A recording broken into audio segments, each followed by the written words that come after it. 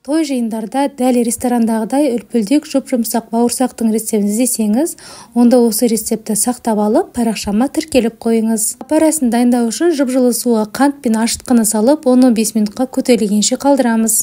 Кейін тұз салып, ұнның ортасын ойып, жұмыртқаны, дайындаған апарасын, майонез, еріген сары майды қойып, қамыр илейміз. Қамырды жылы жерге 2 сағатқа көтерілгенше қоямыз. Бауырсақты арнайы формамен немесе стақанмен дөңгелек етіп кесіп аламыз. Бауырсақты Тефал.kz сайтынан алған 5 табаның ішіндегі ең үлкен табасында пісіретін боламын. Бұл табалармен духовкада тамақ пісірсеңіз де болады, немесе кәдімгі астына от жағып газда пісірсеңіз де болады. Бауырсақтың майын әбден қыздырып, қызған майда орташа отта қызарғанша пісіреміз. Бұл бауырсақтың рецебі менің отбасыма ұнағаны соншалық, Бауырдақ кафесінің бауырсағына ұқсатып сүйсініп жеп алды. Олай болса, осы рецептпен жасап көріп, пікіріңізбен бөлісуді ұмытпаңыз.